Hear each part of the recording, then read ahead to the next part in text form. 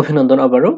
এবার ধরো আমরা ১ থেকে ১০ পর্যন্ত, অর্থাৎ ধরো 1 থেকে আমরা 10 পর্যন্ত যে সংখ্যাগুলো, সেটা 10 না, ধরো 10 হতে পারে অথবা 100 হতে পারে, এভাবে ধরো 10 মিলিয়ন হতে পারে। যে আমরা ১ থেকে শুরু করে সবগুলো সংখ্যা স্ক্রিনে প্রিন্ট করব, আমরা প্রদর্শন করব। সেটা আমরা কিভাবে করব? তো বুঝেই গেছো যে আমরা লুপের ব্যবহার করব এখানে। লুপ ছাড়া তো কোনো ওয়ে নাই। তো আমরা এখন লুপের যে অংশটুকু, এই অংশটুকু আমরা একটা লুপ ব্যবহার করতে, হোয়াইল লুপ স্পেশালি হোয়াইল লুপের জন্য তোমাকে একটা ভেরিয়েবল লাগবেই লাগবে, এবং সেটা বাইরে ডিক্লেয়ার করা ভালো। ফর লুপের ক্ষেত্রে আমরা এটা অন্যভাবে দেখব। তো লুপের ক্ষেত্রে তোমাকে স্টার্ট করার জন্য একটা ভেরিয়েবল লাগবে, এবং সাধারণত সেটা ইনডেক্স বা আই হিসাবে আমরা ব্যবহার করে থাকি। এটা তুমি যদি আই এর জায়গায় অন্য কিছু দাও কোনো সমস্যা নাই, J K X Y Z, মানে ক খ গ না দিলেই হয় আর কি। কিন্তু আই দেয়াটা কনভেনশনাল, এটা প্রোগ্রামাররা ব্যবহার করে, এই জন্য আমরা ব্যবহার করি, এছাড়া আর কোনো ব্যাপার না এটা। তো ভিতরের অংশটুকু আমরা হচ্ছে প্রিন্ট করব, প্রিন্টএফটা শুধু রেখে দেই যে আমরা কি প্রিন্ট করব। তো চিন্তা করো কি করতে হবে আমাদেরকে।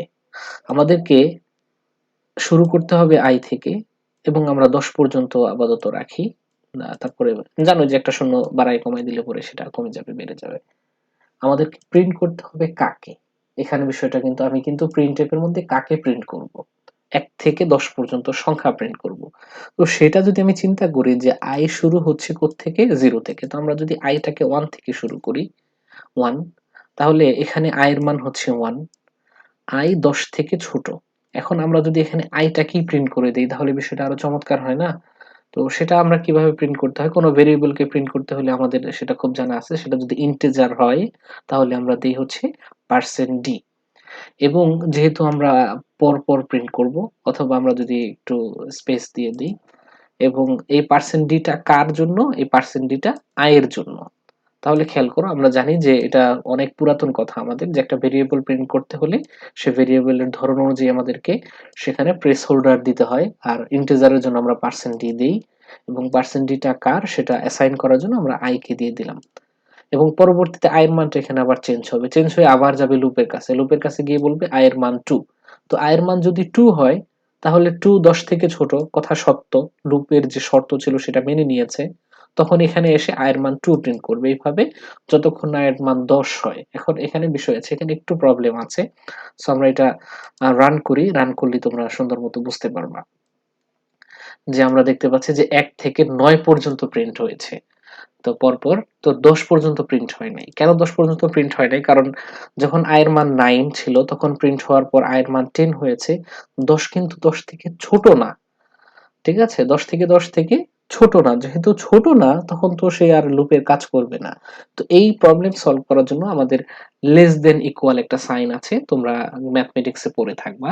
Less than equal, greater than equal. তাহলে ১০ যখন ১০ এর সমান তখনও কাজ করবে, কিন্তু যখন ১১ হয়ে যাবে তখন আর কাজ করবে না। সো আমরা যদি এখন রান করি, তাহলে আমরা সুন্দর মতোই দেখতে পাচ্ছি যে ১ ২ ৩ ৪ এভাবে ১০ পর্যন্ত প্রিন্ট হয়েছে। এখন যদি আমরা এটাকে ১০০ পর্যন্ত প্রিন্ট করতে চাই, খুবই সিম্পল।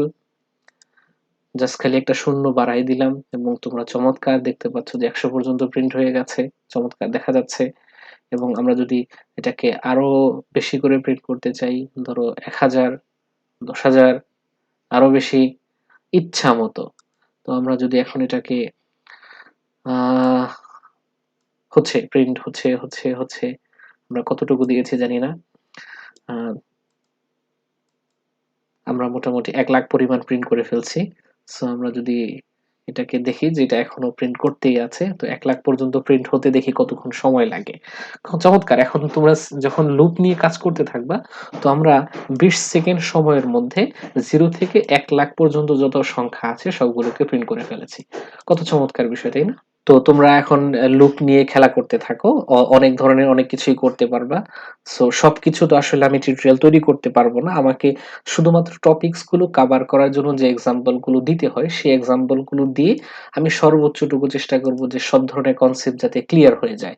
বাট এরপরেও যদি কোনো কিছু থেকে থাকে, অবশ্যই তোমরা আমাকে জানাতে পারো মেইল করে বা কমেন্টস করে, যেভাবে হোক। আমি চেষ্টা করব সেগুলোকে কভার আপ করে দেওয়ার জন্য। তো আগামী পর্বে আবার দেখা হচ্ছে। সে পর্যন্ত বিদায়।